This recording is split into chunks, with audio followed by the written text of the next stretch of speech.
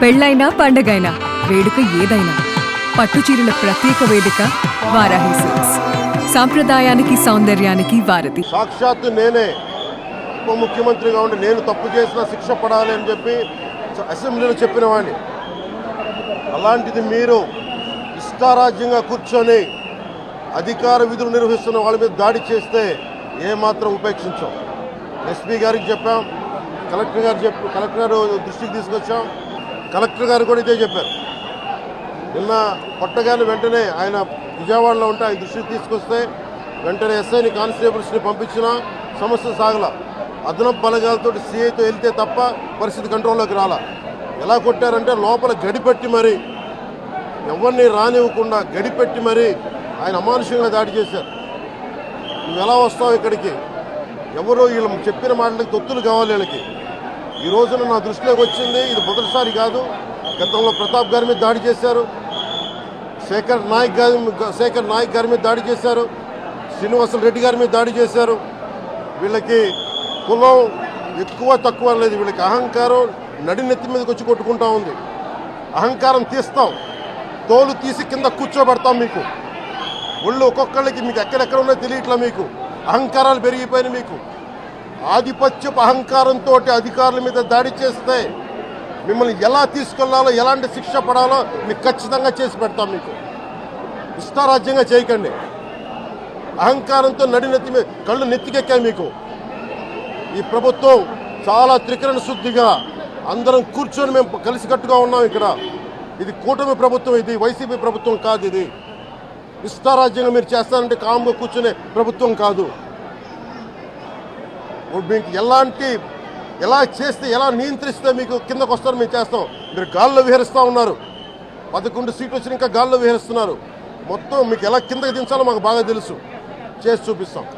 ఇదే కాదు, ఈ సందర్భంగా ఏ నాయకులకైనా సరే అధికారుల మీద దాడి చేసినా, అధికారులు విధులు నిర్వహిస్తుంటే అడ్డుకున్నా చాలా కఠినమైన చర్యలు ఉంటాయి. ఈరోజు నేను వచ్చి ఇక్కడ ఎందుకు వచ్చాను జవహర్ బాబు గారి దగ్గరికి అంటే, ఆయన ఒక ఎస్సీ ఎస్టీ కులానికి సంబంధించిన వ్యక్తినో వీటి గురించి అని కాదు. ఎవరైనా సరే ఇర్రెస్పెక్ట్ ఆఫ్ కాస్ట్ ఆధిపత్య ధోరణితోటి కనుక దాడి చేసి విధుల నిర్వహణకు అడ్డం వస్తే ఇది ఉపేక్షించే ప్రభుత్వం కాదు. ఎస్పీ గారికి కూడా చాలా స్పష్టంగా చెప్పాం. వారికి ఎవరైతే తప్పించుకొని తిరిగారు ఇంకో 9 మంది, వారిని కూడా పట్టుకోమని చెప్పాం. వారికి తగిన విధంగా కౌన్సిలింగ్ చేయాలి, అలాగే కఠినమైన శిక్షలు పడాలి. మీరు లాయర్లు అయి ఉండొచ్చు గతంలో, మీ చట్టాలు కానీ మీ గతంలో మీ అధికారాలు కానీ ఏవి మిమ్మల్ని రక్షించలేదు, మీరు గుర్తుపెట్టుకోండి. అలాగే ఈ విషయంలో ప్రజలకు కూడా చెప్తా ఉన్నాను, యువతకు కూడా చెప్తున్నాను, ప్రత్యేకించి రాయలసీమ యువతకు కూడా చెప్తున్నాను, మహిళలకు కూడా చెప్తున్నాను, మీరు దయచేసి భయపడకండి. ఈరోజు జవహర్ బాబు గారి భార్య భయపడతా ఉన్నారు.